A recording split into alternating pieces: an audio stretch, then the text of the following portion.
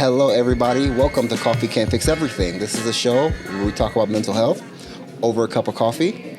Today is a fun one for me because I've been connected with you for a long time on LinkedIn, and we've never connected offline at all. So in the way, this is a way of me, one, and I'm seeing you're out here. Like, you be doing stuff, great things. So it's like, one, it's a great way of getting to know you more, and also learning from you. This is cool. So how you been? I've been great. Corey, I think I have been in the same boat. I watch your posts and all the initiatives that you do here locally and with our community members, and I have been following your work too. And it's just interesting that we just never connected in person. It took us a podcast to connect in person. It took a podcast to connect. So I'm so thankful you said yes. And just based off what I know about you, what I've learned, like I said, just from trying to get to know you more before I saw you today, is one thing that I know I have struggled with for a long time. I would say there are still some struggles with understanding my identity, but I know you really found that and you went with it. Like, you really have a strong sense of identity. So I would love to learn more about that. Like, what does that mean to you? Like, how did you get to the point to where, because there are a lot of people, like I said, are still trying to find out who they are. What was that like for you? What was that process? Corey, that's such a great question because cultural identity is in itself very complex. And for me, I don't think I knew much about it and how I was dealing with it until my son in preschool asked me the question. In preschool, wow. He was in preschool, and he started to realize that he looked different from other kids in his classroom. And so he comes home and asks me, "Mama, why am I brown?" And now, I grew up in India. I didn't have that question when I was in preschool. Everybody was brown. Right. to what I remember. So for him to ask me that question really stopped me in my own tracks. And at that time I knew that he was curious and he wanted to understand a little bit more about why we look different or why he looks different than other people other kids in his classroom. So that was the moment that took me back to help him. And in that process, what I learned was that I may have been living in this box, which I thought was how you should be in America, in corporate America, and my life in that space. So I moved here just 10 years ago, 12 years ago now. Wow. To the United States. And when I stepped into corporate America, you pick up cues about what's the norm, right? And you look at mainstream, and you start trying to fit in. And when you start to fit in, you're trying to blend. And anything that's not within that is different, right? And so for me, I was trying my best to blend in every way possible. From what I wore, to what I ate, to how I lived, to the choices of friends I made, to how I conducted myself in the workplace. And it was always like two different individuals. Right. One person at home, and then one completely different person at work. And living outside of your authentic self is hard.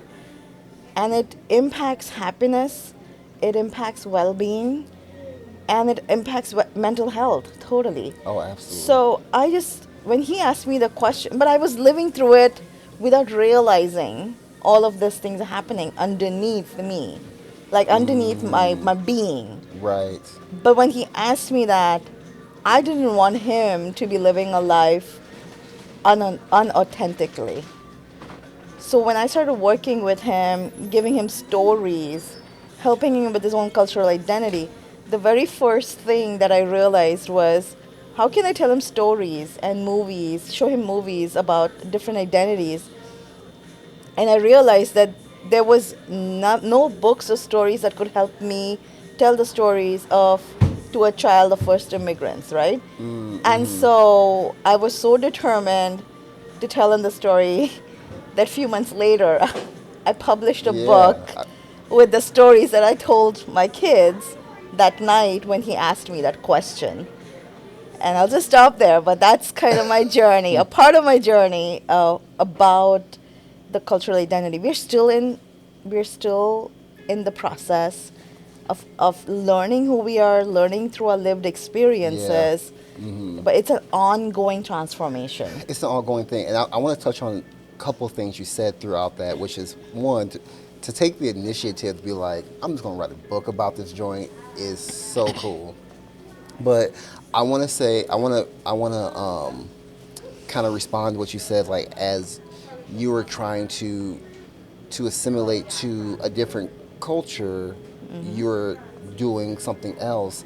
And I feel like a lot of people do that to fit in, but every time you maybe dress a way that you feel like it's more appropriate to fit in, you're taking away from yourself. And I felt that too. Like for the longest time, in my mind, I'm like, I don't want to wear this, but when I wear the polo and the slacks, people look at me differently or they respond to me differently. So it's like, oh, I got to dress this way or speak this other way or lighten my voice up. And every time I do something differently, I'm losing what makes me unique and what makes me like my superpower. Like it's what makes me me. And it took me a while to understand, like, yo, this is trash. Like, I need to be more myself. And I've been slowly but surely doing that. But I would love to ask you, as you were writing that book for your son, what did you learn about yourself? Were there questions that came up as you were reading it that you were like, oh, I didn't think about this either. Like, what was that process like? Yeah, so I wrote two books. Two books, okay, two books. So the first one was Happy in Your Skin is Rough or Different, and that was the book I wrote in response to when my son had the question about why he looked different. He said, I don't want to be brown, I want to be beige. I mean, that's what he meant. Well, as you think about it, yeah, it is Yes, beige, right? I love kids, man. I know they're so transparent, right? So he said, "I want to be beige." So when I wrote the book, I wrote about really driving into um, it's okay to have cultural curiosities, and I learned that when growing up, if I had cultural curiosities, it was mostly it was mostly the response I would get is, you're asking too many questions, and just live with it, or there was never a response I would get in kind of addressing that curiosity. And over time, you stop asking those questions. And so for me, when I was writing the book, for me it was like, okay, it's okay to ask questions. And only if we Right. ask questions are we going to learn. We're going to open our minds to learning by asking. And so there were questions that he would ask me, and I would say, this is my response because this is where I lived and this is how we grew up. But it could be a different experience for somebody else, maybe growing up in India or growing up even in the city Mumbai where I grew up. And so also giving him those type of perspectives was very important so that he doesn't generalize it to everybody in Asia or in India. Right. You know what's so funny? Even growing up in America in the States, trying to answer those questions for my children because I grew up differently than they did. So they may do something or say something where I need to check myself before I respond because I'm like, oh, you have no idea what it's like Yeah. you have no idea. So trying to get them to understand, like, hey, this is how it was for me, this is how it is for you, and really breaking that down. Do you find that to be maybe a little hard to try to figure that out, to break that down, or is it, as you've done it more, is it get easier to say, to really kind of separate the two and to explain it better? Yeah, I. So the biggest question that they are in this age now, it's kindergartners and first two boys, kindergarten and first grade. They're always asking me, so mom, did you grow up poor? Did you have money to buy a bunk bed? And I would say, no, we didn't even have our own rooms, for example. Mm, So they would be like, oh, then where would everybody sleep? And so, yeah, I have yeah, no so idea. that's an example of something that we, through our privileged lenses today, are unable to see something, a different reality that I grew up in. And for me to even like paint the picture of what that looked like is hard. But I Right. also want to make sure that I tell them that, okay, uh, what's important is experience, your life and your education. And my parents gave me the best education and they gave me the best experiences. And whether or not we had any money or not, right? Right. And so shifting it away from like that money, currency, and all of that into more of experiences and education is what I found to be uh, the how I navigate these questions about just money, because that's how they're asking me Right. right now. But they'd ask me about even like, did you go to Disney? When I went to Disney, I said, this is the first time I went to Disney, and they were like, you never went to Disney when you were a child, Right. and I was like, And no. they're so confused, like, wait, what? What? I said, well, we could not afford a ticket. We never sat in an airplane. And that is, they can't see it. But Yeah. what I feel like in these situations is, how can I show you that we have privileges Right. and what those privileges are and what they mean, and how we need to see beyond that is very essential. And so Right. for the things that I've done is during our Martin Luther King day, we all went and we volunteered at our food packaging place. Oh, right on. The Meals for the Meals Heartland. from the Heartland. We did that, Oh, and cool. as a family, and my young boys like kindergarten and first grade, they were I think the youngest there, packaging food. And before that we showed them videos of like why we do this and why we need to do this, and what privilege means. That's Yeah. just one example of just helping children see that there's something beyond just fighting for like your stuff. Right. And I think there is a responsibility when it comes to having to privilege. Yes. You know what I mean? Like, I think that's great that you did that with your kids. And I do similar things with my children as well, as far as making sure, one, it's not a punishment to have these responsibilities. You have a privilege that there are some kids your age, or even some adults some adults my age, that don't have. So we have to give back, because that's what community is about. We have to Yes. give back. We got to do what we have to do, and that is the responsibility of someone with the privileges that we have right now. My question for you, I'm curious, because I know um, you're you're a thought leader, but like, what when you think about happiness, what brings you happiness? That is a very good question. I think for me, when we think about happiness, right? I think even defining happiness, what I found, like, people just, it's very hard for people to even define happiness. Yeah. But there's this book, Arthur Brooks and Oprah Winfrey. Arthur Brooks is a social scientist, and he teaches, I think, in a university, I think Harvard. I need to fact check that. Okay. But Arthur Brooks and Oprah Winfrey have written this book about how to design your life, and they talk about definition of happiness, but they talk in the way that it's not about happiness, but it's about happier. Oh, happier. Oh, talk about it. Happier. And it's about comparing yourself to yourself of yesterday, and do you feel happier? And a lot of times when people, and I did this all my life. When I get that thing, whether it's a car, the promotion, the house, the model American life, I will be happy. when I get married and I get this so and so spouse, when I was not married, the spouse with all of these criteria, I'll be happy. That's the happiness.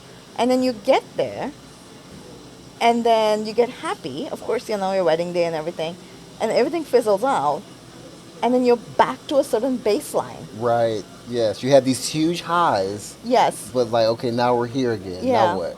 And then in order to get those highs, you want to keep doing things because you want to keep that high and you think that that's happiness. That'll make me happy.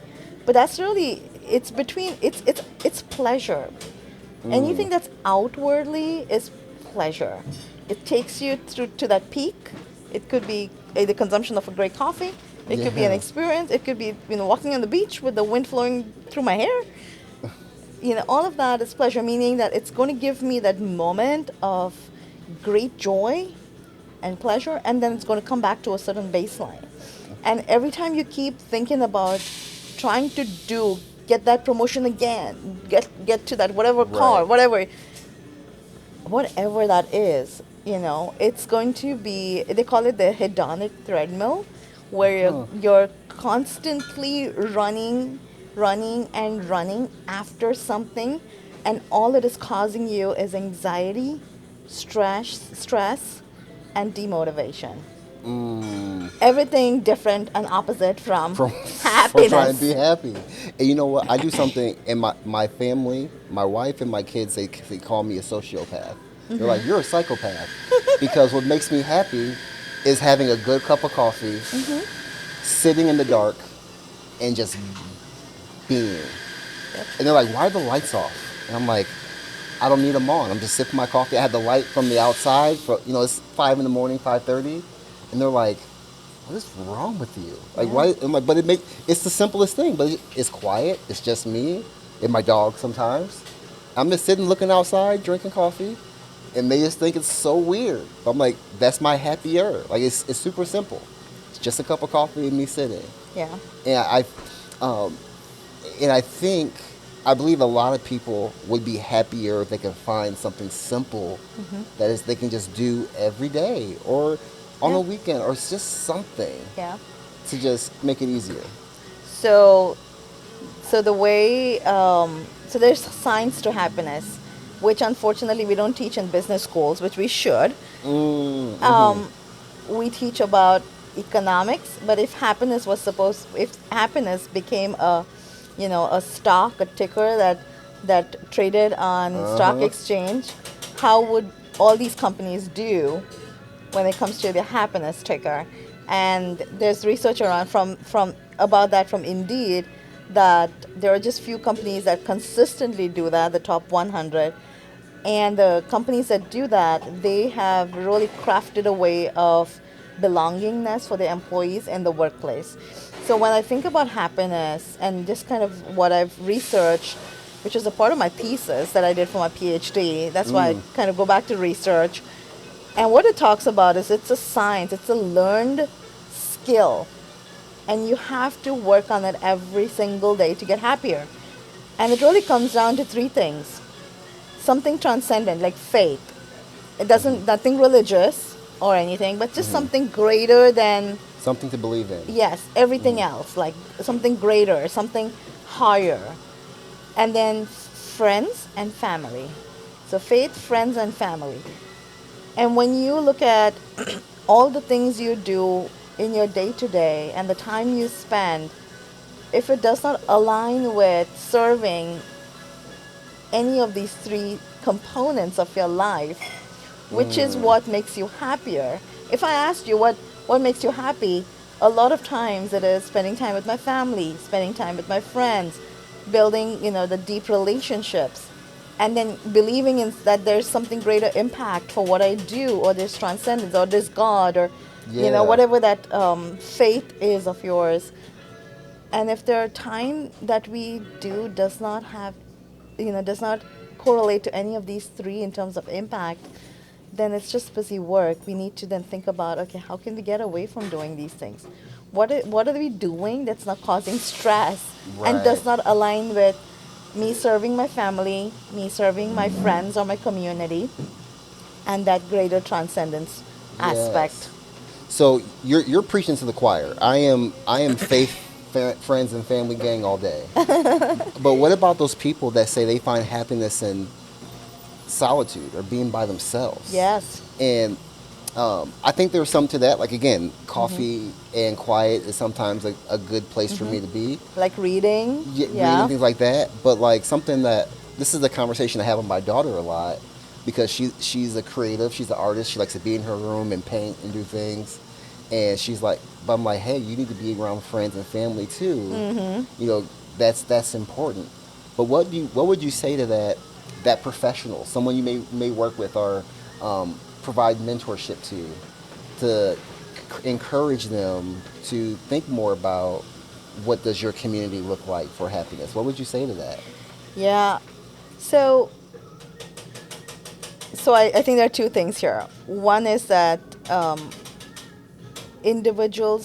individuals prefer, like they call themselves introvert. They like their solo time, Yep. and also sometimes because of creativity and art, they prefer to be on their own. And a lot of poets love to be in the sad phase because the greatest artists who've written the best songs, like Taylor Swift, best songs You said- were when she broke up. So oh yeah, hey, when she had that's that real. breakup, That's real. So we need that. We need that for for our art and culture aspect of it. From a creative aspect of it. But I'd say that as human beings, when we think about like psychological safety, we're not created to be by ourselves all the time. Right. We have always seen dependency and connection that help us flourish and thrive. And so I think taking moments like doing yoga or reflection or reading or by yourself is really good to like center your energy, your thoughts. And for some people it just needs to like cut off everything in order to learn and grow. For me, I'm on the opposite. I I learn from people. So if someone tells me, okay, be by yourself, I can for maybe a small amount of time.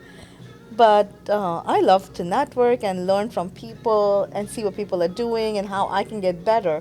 So for me, I would use most of that time to see where I can help by Right. connecting with people. Yeah, it energizes you. It It sounds. energizes, and for people like for example your daughter, for example, Mm-hmm. it energizes her to be in control of her thoughts and be creative because that's her flow. And Right. one of the parts about happiness or in positive psychology, um, um, Marty Seligman has a positive psychology framework of what drives human happiness.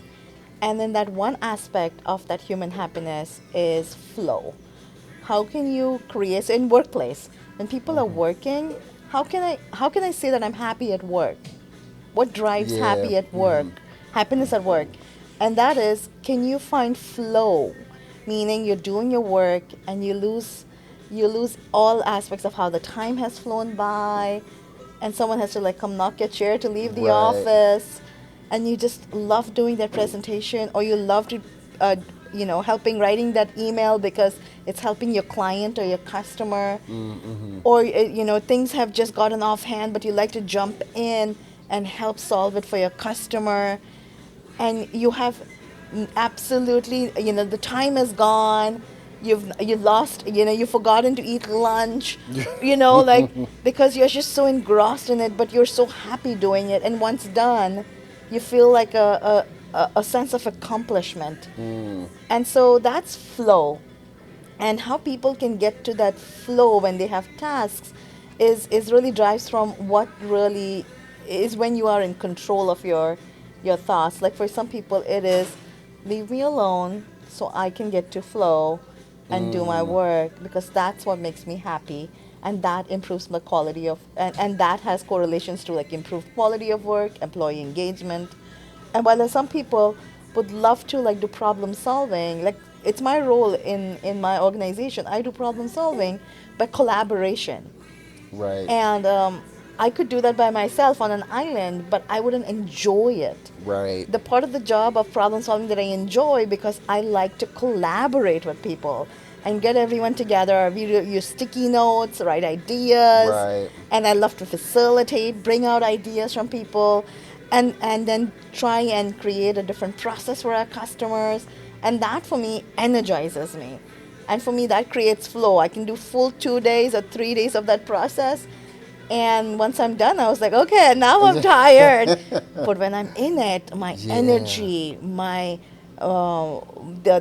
just my interest, my passion, and everybody can feel it, see it, and everybody in there, it's like it spreads. That's the other part about happiness is if you Yeah, it have an employee spreads. who's happy, and you have just one person, you have a 15% chance of your entire team's happiness going up in I think 2 weeks or something. That's what the research is.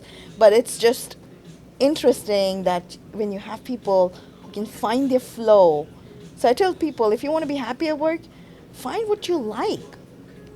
And it's a buffet. You like, you take what you want, leave the Mm-hmm. rest. But what you want, what you like, take it and create that flow. Create the moments where you forget the sun has risen and the sun has set.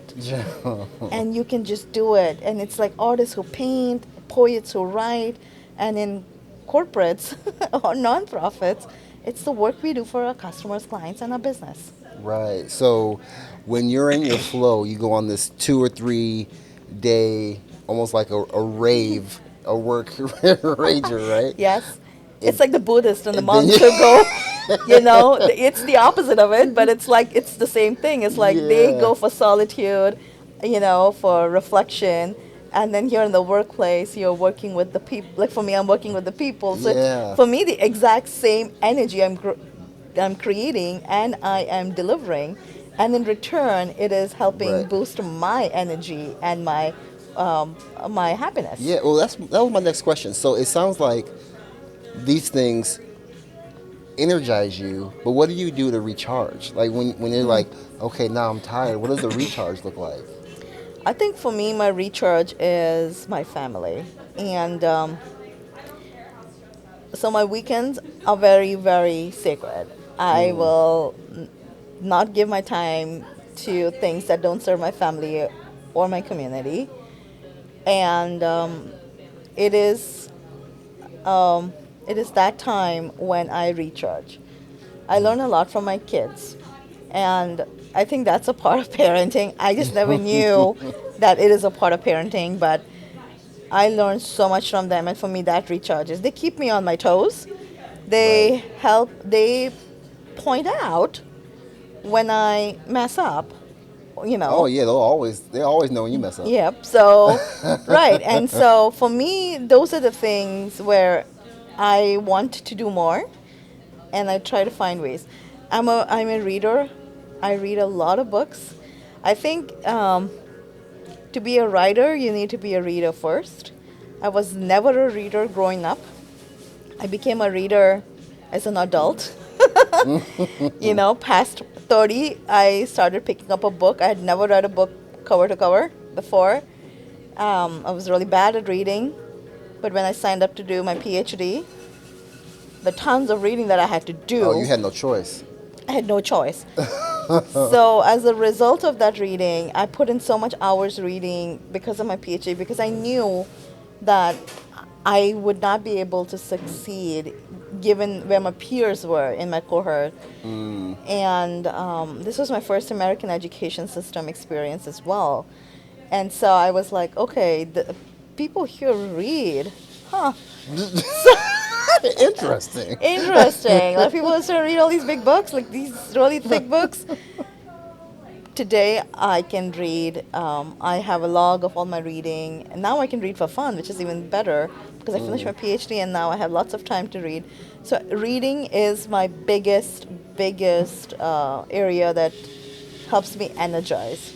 And then I love to travel, and I do a lot of traveling for fun, where I do solo trips as well, where I'll pack my bag and I'll leave. And COVID really was the time during that time that really hit hard for me because of all the different roles as changes in my career, education. I had started my PhD in 2020.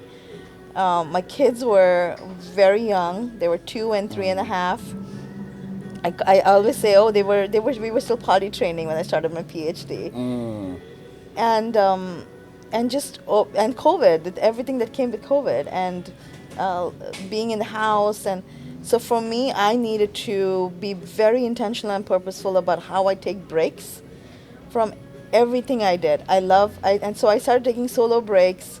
I did a couple in 2021, and I did a couple in 2022, and with very short trips. And I would tell my kids that I need to take a break because when I come back, I will be a better mom. Mm. And that's why I need to take a break. And they didn't like it. They would cry about it. They would not let me Yeah. go. I had a lot of mom guilt. But at one point, I said, I am doing this for myself. So when I think about that friends, faith, and family for happiness, I would add it's also self. Like start with yourself first. Mm. And the good thing about happiness is you can experiment about happiness on yourself. What works for Yeah. other people may not work for you. Yeah. It might be just, you might be somebody who needs to do a yoga every day, who wants to be that monk who just goes to the mountains for Right. one full month. Right. And I think those are the things. It's very important to understand where you are at in your journey and Mm-hmm. what fulfills you. And then Yeah.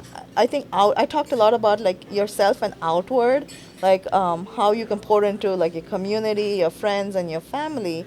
But it really starts with also your the first circle, the inner circle is yourself. Man, that's the foundation. I think it's interesting. Everybody that I ask that question to, it has been a whole lot of people, but whenever I ask that question, how do you recharge, or how do you get back to your, like if you had a down, how do you get back to Mm-hmm. yourself? It's always never like, I just make sure I get enough sleep. It's always doing something Mm-hmm. that almost like it feels like you got to be doing something or being with people to Mm-hmm. get that recharge. So I find that very interesting. That's the hedonic treadmill that I talked about. Mm.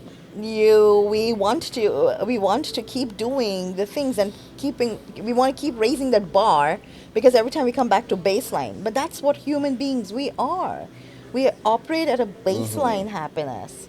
Like I can drink a cup of coffee, it's not going to take me right away up. Right. It's going to keep me at my baseline, but it's going to keep me chill. Mm-hmm.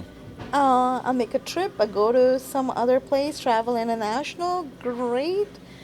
But at the end of the day, it always comes back to baseline and really thinking about have I have I rested well? I think that's Yeah. yeah, that's a no-brainer for me. At the end of the day, I put my kids to sleep, and I'm in bed. We have no electronics by like 7 o'clock. We're like done. Electronics done. Everything else is Mm. without electronics, and then by the time my kids go to bed and by the time we unwind and stuff, our electronics just wakes up straight away at 7 in the morning. We don't have anything between that. So I think electronics is important. And the other part is I think social media. Even if you Oh take breaks, Lord, if you're yes. looking at there's a social comparison aspect which is huge in Mm-hmm. why there's so much of mental health issues with younger individuals, in teens and Yes. younger, because the aspect of social comparison is become so much more easier now than it has ever been before. Yes. Oh my goodness. I kind of spoke about this a couple weeks ago. I did what they're calling on the streets a digital detox, where Mm. I put the phone down and I just turned it off. And during that time, I had my phone off because for a lot of us, like for me, my phone is just not for fun. It's how I send emails. It's how I do a lot of my social media stuff. It's how I do my business, Mm-hmm. right? But like it got to the point where I was constantly waiting for that ding, that notification, and like checking it and checking it and checking it and Mm. making sure I didn't miss an email. And I was like, this is becoming a problem. So I turned it off, and it was a Friday, and I sat outside by the fire with my family. I listened to the wind. I watched fireflies, and I have not felt that felt so good. It was so refreshing to get away from my phone and be present in the moment. that like it's just now a normal practice to me now. Like I this is what I need. I needed to get away from that because you're right. I see it in kids all the time. Matter of fact, it was a training I did with kids they're constantly like this and they're trying to get that. It is rough. Yeah. It's rough out here. Yeah.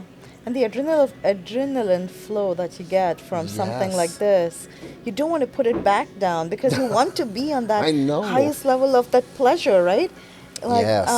and it's causing a lot of these health issues. Even at workplace, there's research around if you keep your phone by your side, even if you're not looking at it, there's always going to be a tendency for you to say, "Oh, let me look if something came," Yep. and just touch it, and versus this, putting it away completely and then working. So, ever since I read that research, what I've done is I've kept my phone on my kitchen counter, especially when I work from home, and then I will go work in my office, and I will once I'm done, and I know that this is where I need flow. So we talk about flow, but if you have a phone that's pinging you with notifications, Yeah. it's distracting you, Very. and it breaks your flow. So what happens as a result of that? Now you're stressed, you're anxious, and you have this to-do list, Yep. and you're trying to get it done, and it's already lunchtime, or it's post lunchtime, and you have a 3 hours maybe before you go pick your kids from school or whatever your evening activities are, and you're like, okay, I got to get all of these things done. How do I get it done? And you're constantly moving from one app to the other. You have an email come up, you have a message come up, and I think there's just so much of distraction with that, which causes that anxiety during your workday. And even if you try to like remove, one of the ways I do it is I will check my emails only during certain times of the day. Thankfully, my job doesn't, I don't have to address major catastrophic stuff. So for me, it is okay. I think for several jobs, I think it should be okay. I think it is okay. I would make the assumption. But if you check it in the morning, and then maybe midday, and then not towards the end of your day, but just before your day so you have enough time to respond. And on the last part of your day, I would say end high. End with something that's easy to do, you love to do on your to-do list. There's research, if there's like in restaurants when they give you a bill and then they'll give you a mint at the end, which is a lot of restaurants do that. Yeah. They'll give you something nice. And the research behind that is that humans, when you end with something nice or you end high, they will remember it as a positive experience. And some restaurants, there was a research then further that went from there is like, oh, you know what, Corey, because you were such a great customer, I will actually give you 2 whatever candies or, and see right You're away like, you okay. smile. Yeah, you smiled, right? That's psychology. Like you're Yeah. saying, because you felt important, you felt special. Yeah. So even in a work day, when we do a work, when you have the list of things, typically what people do is they'll say, oh, these are the 2 things I like to do. They're easy to do also. I'll knock them off my list, and then I'll get to the hard stuff later. Right. And then later in the day, you're anxious. You've gotten distracted so many times. The quality, your attention is all going downwards. And then when you try to achieve the harder stuff, you end up, 1, not doing justice to that stuff, and 2 is the quality is not there. And then you end up the day and you're like, oh, what a busy day. This day Right. could not have gotten worse. Whereas when you finish the good stuff, you're like, Right. oh, this is cool. I got this done. Yeah. Your mood, What a great day. yeah, what a great day. You always remember the ending. Right. You can have even presentations. You're making a presentation, and this is a tip, making a presentation to your leader, and you feel like, okay, this messaging is not great or whatever, it's not ending great. Try something. Keep 2 or 3 things in the back of your pocket, in your back pocket, to finish on a great note. And when you finish it on a great note, the rah-rah, and everyone's motivated, you are going to get kudos. You are going to be like, oh, that, Right. Corey, your presentation was excellent, and you will get those brownie points from your boss if you need it. So I think those are some of the things, like the doing positive things and ending on a positive note makes such a huge impact to everything because people Yeah. don't remember everything else. They just remember how it ended. Right. That's a good word. Thank you for that. Well, again, well, thank you so much for talking. I could talk to you forever. I know. I just Me too. but thank you for those that are listening that maybe want to connect with you and learn more. Where can they find you? Well, you can find me on LinkedIn. I'm also on Facebook, Instagram, which I don't use a lot, but I like LinkedIn. And that's where I am. And if you want to have coffee with me, just shoot me a DM. That's where you'll find me. Awesome. Well, again, thank you so much for being here, everybody. Thank you for listening. I'm not like I say every episode, I am not a mental health therapist, but I want you to get the support you need. There will be mental health resources in the description of this episode, on the audio platform, and on YouTube. Coffee can't fix everything, but we will have the conversation one coffee cup at a time. I'll holler at you next time.